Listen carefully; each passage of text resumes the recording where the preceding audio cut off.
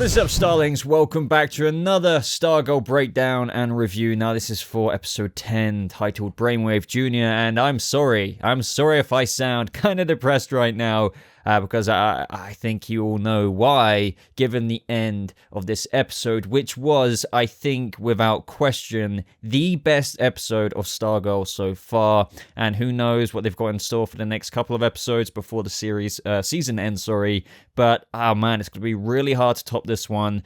I'm just, damn it. No! But first of all, guys, before we get into the breakdown, I've got a very, very special announcement to make, in that I will be interviewing Jake Austin Walker, who plays Brainwave Jr. this week, and hopefully that interview will be up on the channel this Friday. So what I'm going to do is obviously ask some of my own questions, but just like what I've done before, I want to give you guys a chance to have a little bit of a shout out and ask your own question to Henry King Jr. So leave some of your questions either in the comments of this video, but I'm sure some of you guys are aware that YouTube channels now have a community tab. I mean, to be fair, it's been around for quite a while, but just in case you're not aware, go to my YouTube channel or in the comments section of this video, and there will be a post there where you can submit your questions to Jake Austin Walker, and I'll be picking a few of them for you guys to have a chance for your own question to be read out and answered by Brainwave Jr. himself. And I can't wait to do that, and I can't wait to give this video an interview to you guys. It's going to be a bunch of fun, so keep an eye out for the channel and make sure you're subscribed with post notifications turned on,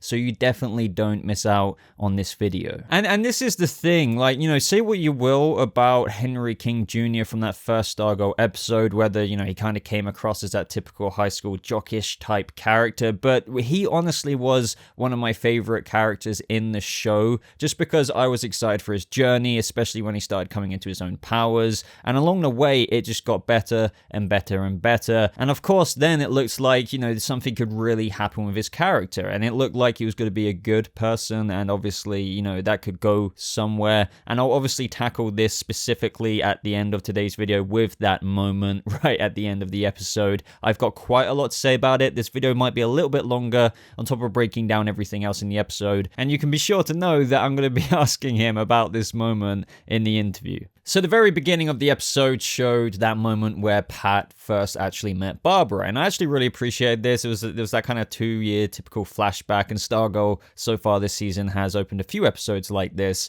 and it was just kind of nice seeing this happen, seeing like the chemistry, I guess you could say, between Barbara and Pat. And honestly, I don't know what's wrong with me. When it jumped into that cellar scene with the cosmic staff being discovered by Barbara, I totally forgot about that, and I was like, oh my god, oh yeah, like Barbara's found out. And I was just really looking forward to seeing how this unfolded. This had a bit of comedy in it, of course, with Courtney talking about being a superhero because Dad was a superhero. The dad thing is very much so involved, but that took leaps and bounds this episode, which I'll get into a little bit later with the email Barbara sent out. But yeah, Barbara got a little bit of a brief breakdown looking at photos of Starman and Stripesy, you know, Pat's past. And you know, I didn't really take issue so much, but like, surely she could deny Starman being her father, and she did definitely a few times, but she could have just been like, trust me, Courtney, I'm looking at Sylvester Pemberton right now, Starman, and I'm telling you, I've never, ever kind of hooked up with this guy. I promise you. She obviously could have been that decisive and kind of shut down the dad thing for once and for all, but obviously when it comes to, like, you know, the story of season 1, they want to kind of keep that a little bit more on the back burner, still kind of threading it along right up until these final few episodes, because they still want to save the real father reveal and stuff like that towards the end of this season. Now, Barbara's instant kind of reaction is, look, you know, whole marriage has been a lie, you dragged my daughter into this insanity, and she proceeds to kind of kick Pat out. I don't necessarily think that's an extreme reaction, because if you were to, like, discover your husband or whatever, kind of got your kid, 15-year-old kid, involved with literally having superhero combat with men like Brainwave and Icicle, who could quite literally kill her, like, you would kind of be a bit, you know, mind screwed, so to speak. So I understand Barbara's kind of, you know, in need for kicking him out to begin with, even though it does seem like they're already reconnecting by the end of the episode, because Pat was very much so wanting to keep him safe. But either way, the cosmic staff wanders into Courtney's room, and, you know, that I love the comment of just her saying, go back to your crate. There are a few kind of one-liner comments that I loved in this episode, even going back to Pat just a second ago when he was like putting emphasis on being a sidekick. But the staff went to Pat's garage and looked at the board of ISA members, and we'll revisit that in just a second. But let's talk about Brainwave Jr. the star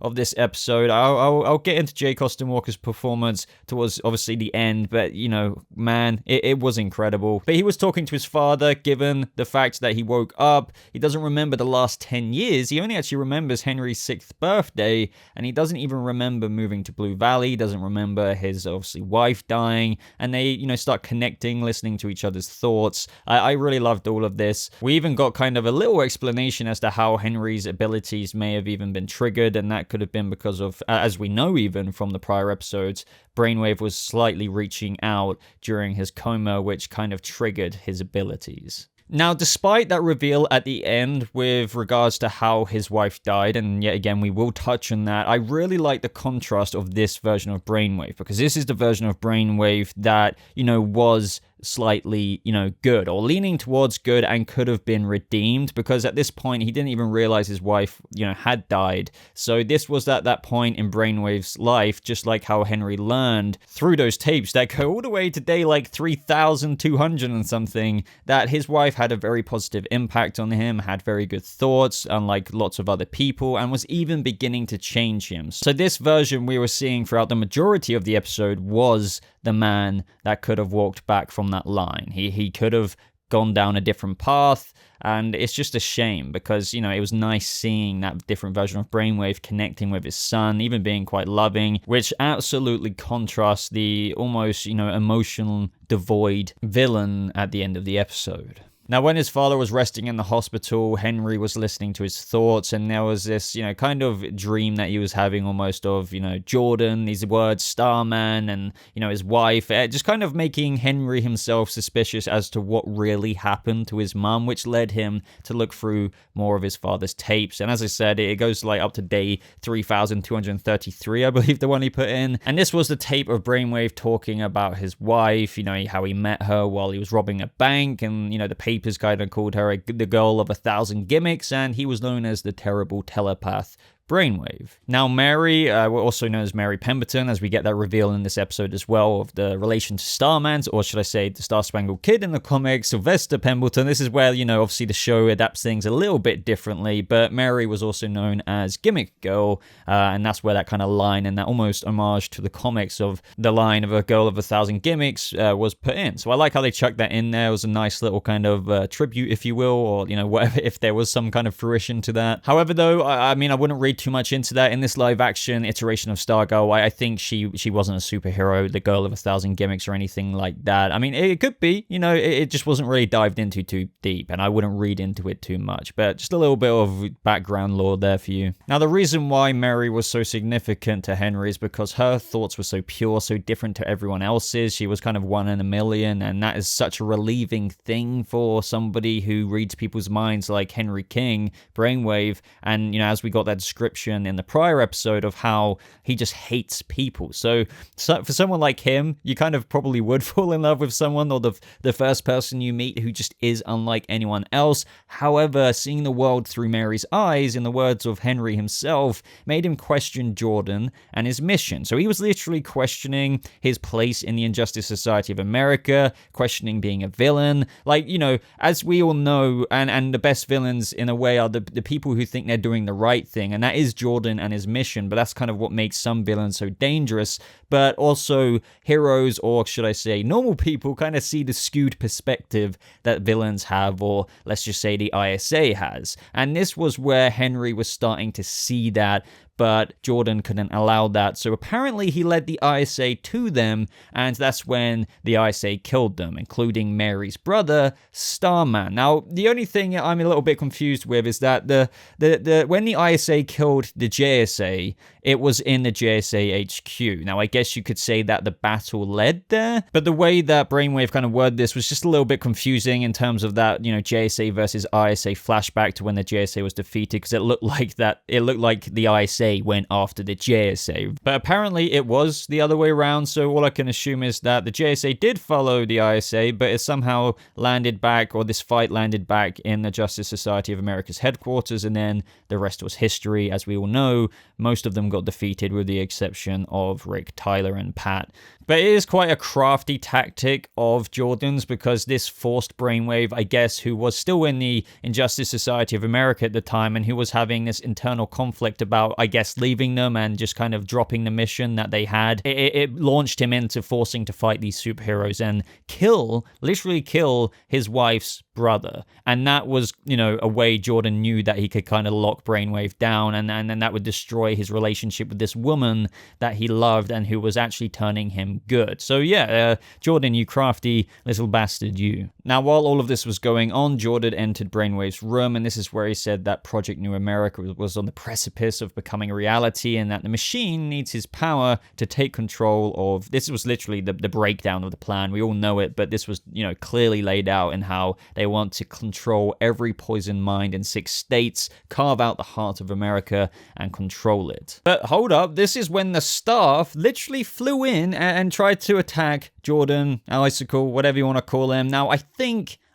this settles the debate about the staff having a mind of its own. There is so much more than what meets the eye here. I love hearing your theories down in the comments below. There has been so many of them so far, and obviously this isn't a cosmic staff breakdown video, but, some of the theories involve the original Starman's essence or soul or something like that, sciencey being in the staff, and that's how it has, some of its own kind of, behavior and personality. The more I see actions and behavior like this from the staff, the more I believe and read into that. I'm not saying that theory is specifically true, but there is something more to this staff. It wanted to go out and attack Icicle itself. You could say that some people like to read into the fact that this is Courtney's subconscious, so the staff is just kind of serving the will of what she wants, so that's why it attacked Icicle on its own accord, but really it was doing it on behalf of Courtney. I do get where people are coming from with that, but I kind of prefer this kind of entity or sentience being in the staff itself. And as Icicle said himself in this moment, after he freezed and then wielded the cosmic staff,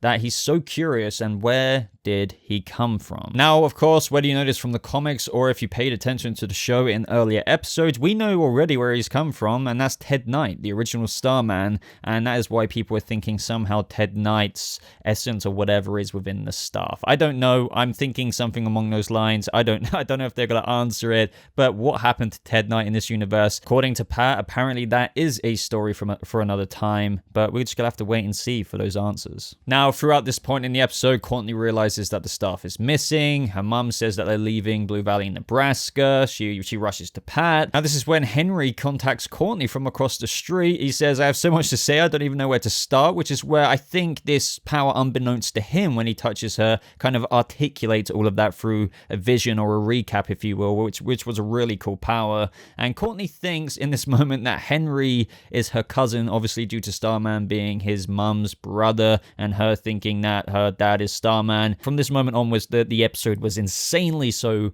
picking up, and it was great seeing Henry running around with the new JSA from this moment onwards. And this is also where, meanwhile, Barbara decides to contact Sam Curtis, who is Courtney's father, but also decides to do some research on Starman. Now, this is going to be the real father's entrance into the show. He does later on in the episode reply, and the subject headline was about, your daughter Courtney or something. So she's had his contact information this whole time. Obviously, they haven't spoken to each other in years. Now, I love this next scene. I love it because, I like Rick Tyler. Don't get me wrong. But also, he annoys me, but I think that is very deliberately so. We're meant to think that he's this impulsive, heroic person, but we understand the motivations. I don't need to explain that to you, because Courtney brings Henry to Yolanda, Rick, and Beth. And they're not too happy about revealing their identities to, quote-unquote, the enemy, because he could tell his father, all that stuff. I get their mind space, especially Yolanda. Henry has been that typical high school jock before this, in a way, but we know who he's really and what he's really like. Tries to start something with Henry, but I absolutely love it when Henry flopped him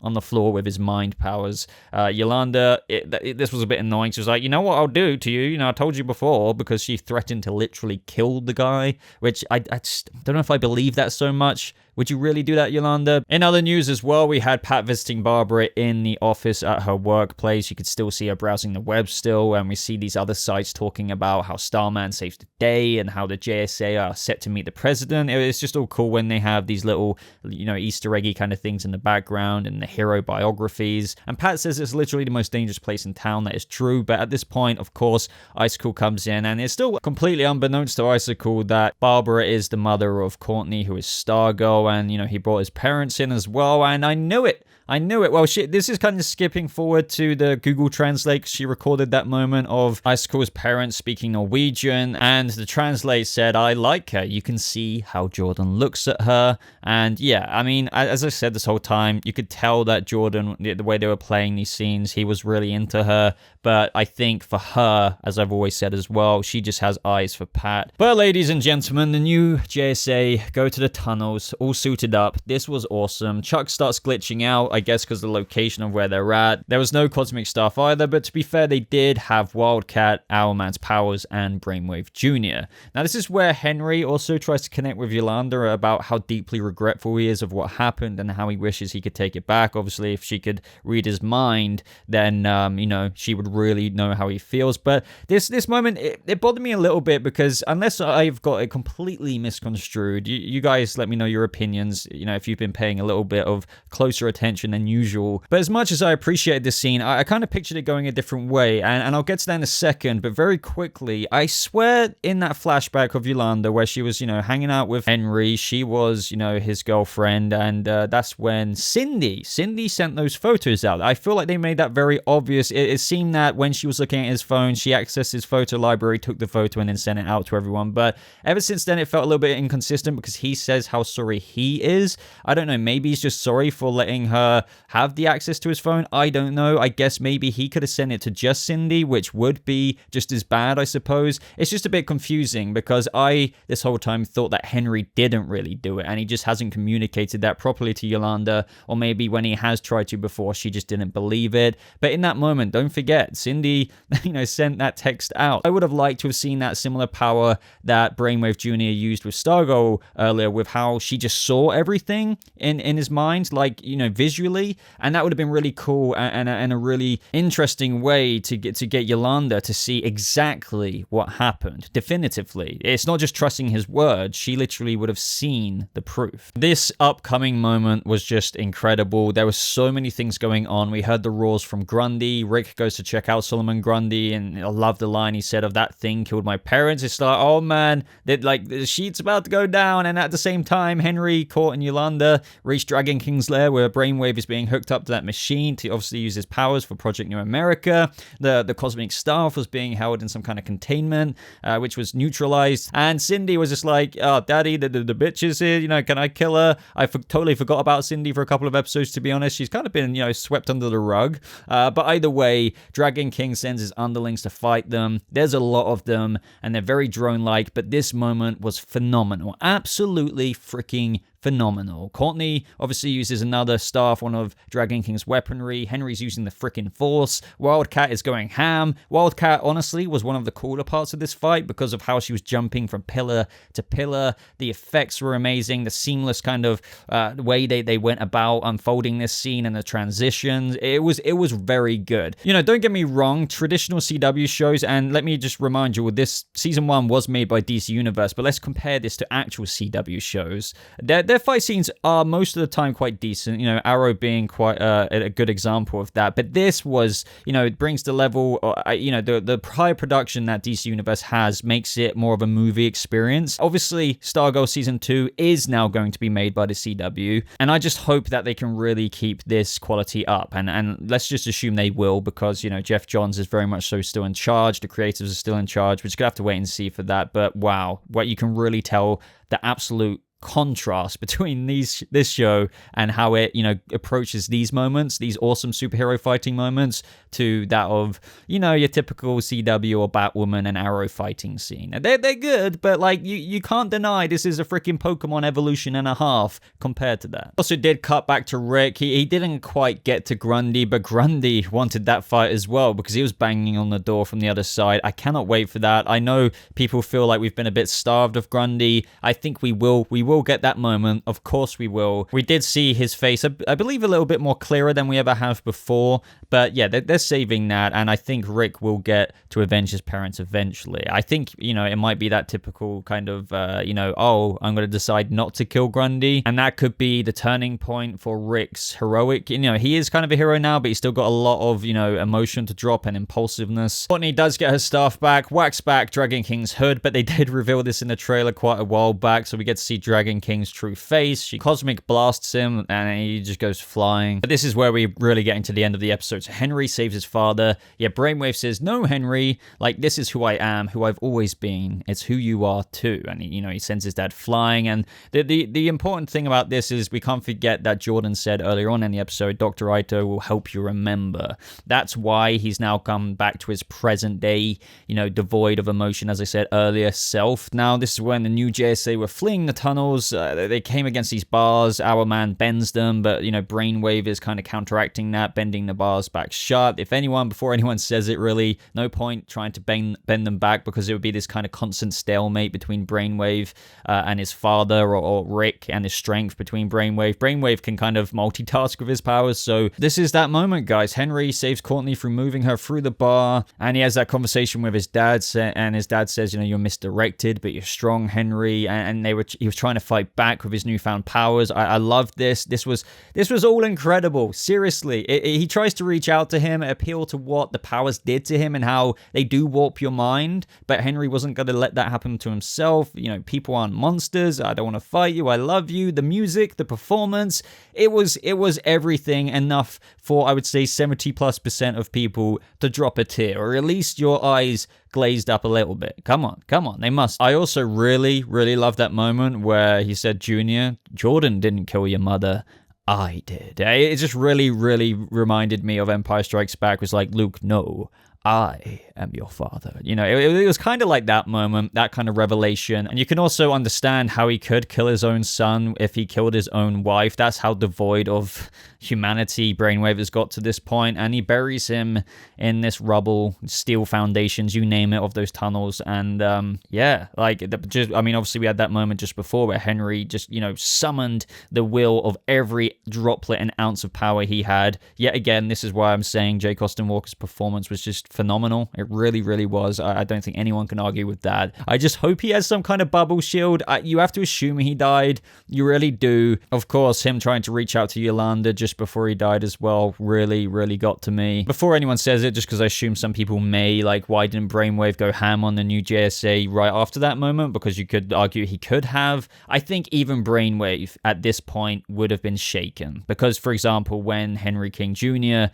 Spoke about his mother in this moment, you could see it knocked him in his face just for a couple of seconds. So I think killing your son would just it's kind of like that war respect. It's like, okay, you guys can run along now. The battle is over, but the war is still very much so on. Now, my thoughts on this. Seriously, it was a fantastic moment. I'm pretty sure you guys can understand my enthusiasm for this. But I really, especially this version, this episode and even the last episode, but this episode in particular, this version of Brainwave Jr., it was something I wanted to see carry on in the show. Seriously, there's a lot of potential there. And also, this reminds me of Drew Van Acker's Aqualad on Titan Season 2. He was a very, charismatic character to the show. He would have been a nice addition to carry on. But obviously, if you know what happened with that character, in a very similar way, it didn't end so good. He had a lot of potential, and some people were saying, and I completely understand this perspective, with characters being introduced for a brief amount of time to then only be written off in something like a death,